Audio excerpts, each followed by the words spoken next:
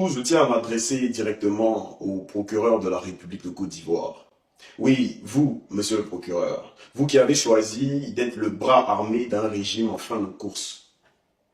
Vous qui ne poursuivez plus les voleurs de milliards en Côte d'Ivoire, mais les jeunes qui s'expriment. Vous qui ne voyez plus les trafics de drogue, mais qui traquez les statuts WhatsApp et Facebook. Vous qui fermez les yeux sur les détournements d'État en Côte d'Ivoire, mais qui ouvrez grand vos prisons pour ceux qui dénoncent les tares de la société. Vous n'êtes pas procureur de la République. Vous êtes procureur du régime Ouattara. Vous êtes procureur de la peur.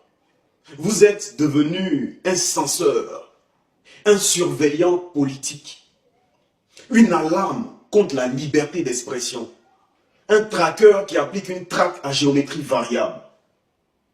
Mais sachez une chose, un peuple en éveil n'a pas peur d'un procureur couché. Vous pouvez arrêter 10 jeunes, 100 jeunes, 1000 jeunes, mais vous n'arrêterez jamais la vérité.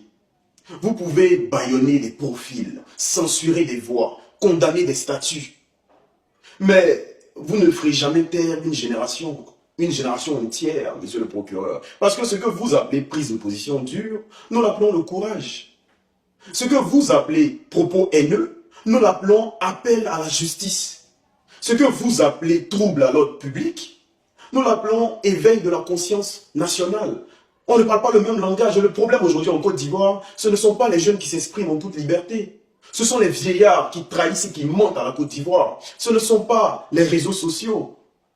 Ce sont les réseaux mafieux qui vous entourent et que vous ignorez. Le problème, monsieur le procureur, ce ne sont pas les statuts Facebook, ce n'est pas TikTok. Ce sont les statuts ministériels qui servent à piller la nation et que vous faites semblant de ne pas voir. Le vrai trouble à l'ordre public, c'est le silence que vous imposez en Côte d'Ivoire.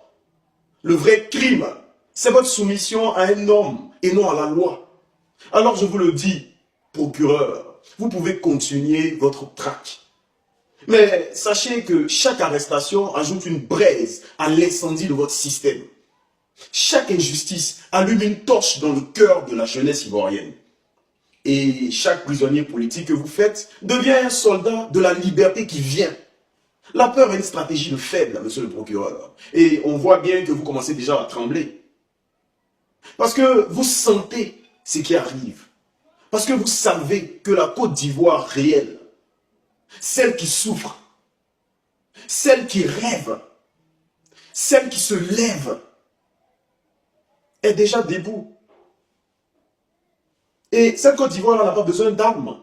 Elle n'a que sa voix. Et elle parlera, quoi qu'il en coûte, monsieur le procureur. Mais vous n'êtes qu'un outil. Alors on ne vous en veut pas. Vous n'êtes qu'un instrument. Un pion dans la main de celui qui ment, qui trahit et qui détruit. Alors, chère jeunesse de Côte d'Ivoire, vous devez continuer le combat sur les réseaux sociaux. Vous devez être virulent quand il le faut. Vous devez être tendre quand la paix l'exige. Parce que vous n'êtes pas des rebelles. Vous n'avez pas pris des armes en Côte d'Ivoire. Vous ne versez pas de sang. Vous n'avez jamais versé de sang. Vous ne renversez pas l'ordre public. Vous réclamez la justice et rien de plus. Vous criez pour ne pas exploser.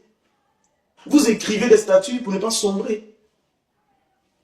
Et cela, personne ne pourra jamais vous l'enlever. Ne laissez personne vous distraire, vous faire croire que dénoncer est un crime. Que vous battre pour la vérité est un trouble à l'ordre public. Le vrai trouble, c'est leur silence. Le vrai crime, c'est leur impunité. Le vrai scandale, chers Ivoiriens, c'est leur trahison à la Côte d'Ivoire. Et vous avez le devoir, mais vous avez même le droit, mais le devoir de continuer à parler, à vous exprimer et à dénoncer.